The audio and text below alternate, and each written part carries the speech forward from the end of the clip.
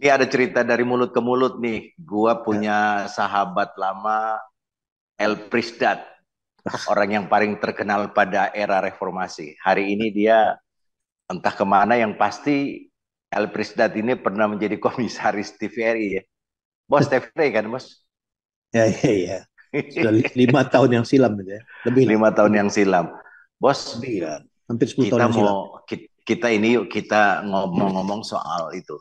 Ah, Tiga kandidat kemarin yang berdebat yang cukup mengundang perhatian publik, bahkan ada yang nangis-nangis, ada yang ini dan segalanya. Tapi kita bahas dari ini. Ini kita mau diskusi soal Anies nih, hmm. soal Anies.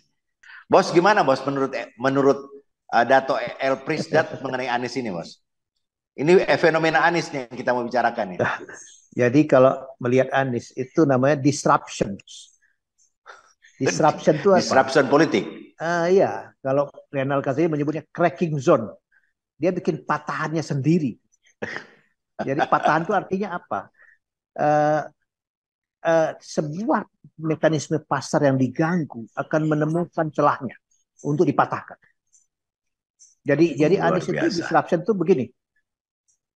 Tahu kenapa online muncul? Karena transportasi konvensional mahal. Nah gitu kan? Jadi Ya. saya mau mengatakan ini, kenapa Anies tiba-tiba punya forum desak Anies? Karena mengumpulkan massa di gedung-gedung mahal, ya kan? Gitu Ya. kan? Ya. Kenapa tiba-tiba Anies bisa mendekat ke rakyat tanpa keluar duit? Karena selama ini yang jadi calon presiden kaya dan orang menerima duit. Belum tentu Ya. semua orang menerima senang. Jadi Anies itu mendistrap semua mekanisme politik yang sudah dipertahankan oleh elit untuk kepentingannya. Anies mematalkan itu.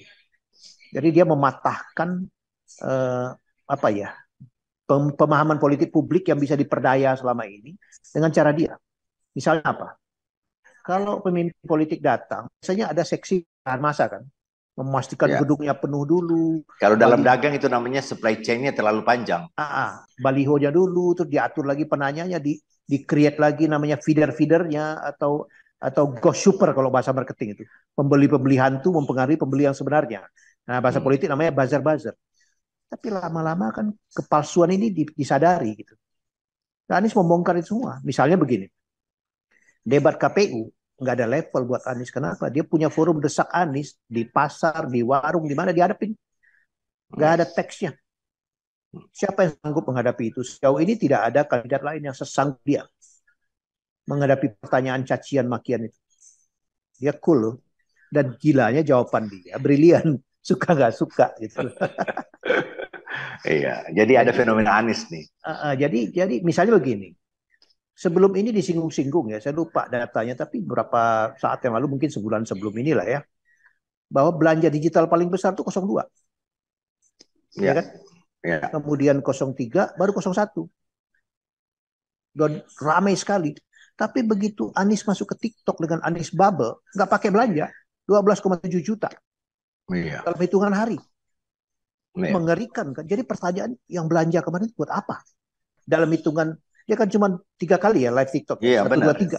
Hanya tanggal 28 Desember, 29 tanggal 1 gitu ya. Iya. Pick up-nya udah 12,7 juta. Iya. Itu menggetarkan semua orang yang mengklaim jago di dunia digital selama ini.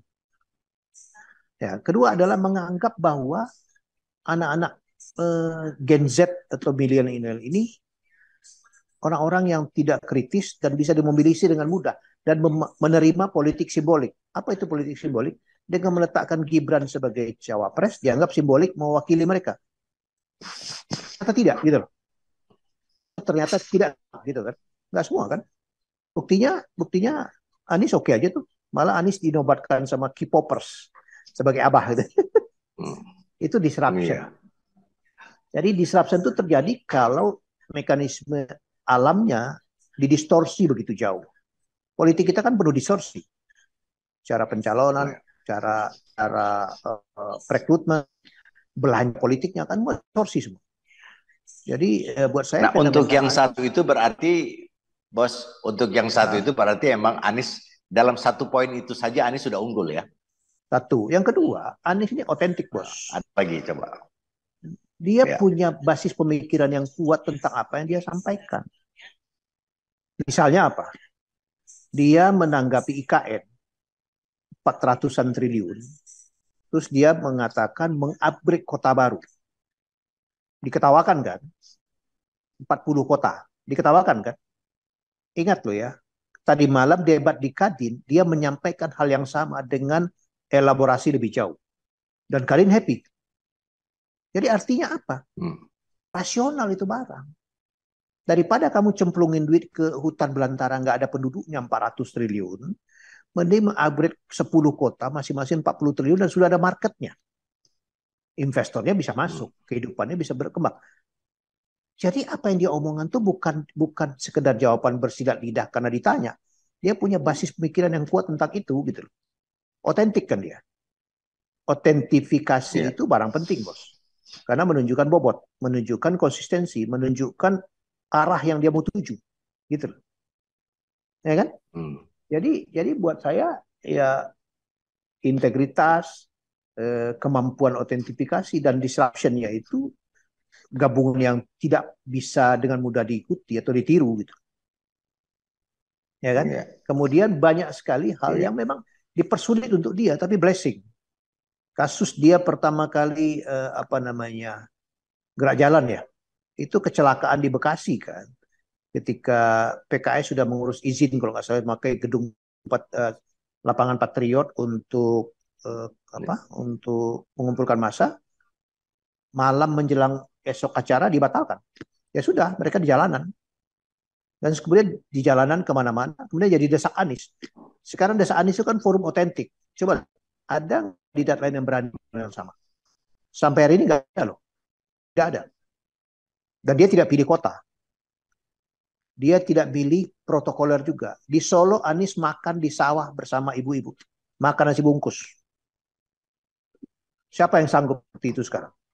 Calon yang lain, nggak usah sebut nama. Ada nggak? Ganjar sudah melakukan yang lama dulu, cuma dia nginap di rumah penduduk. Tapi diskusi Anjar tidak lintas begini. Kalau viralnya adalah dia merakyat. Tapi Anies merakyat dan membuka wawasan. Ya kan? Ini penetrasi yang tidak pernah terjadi dalam pemilu sebelumnya. Ini agak susah dilawan.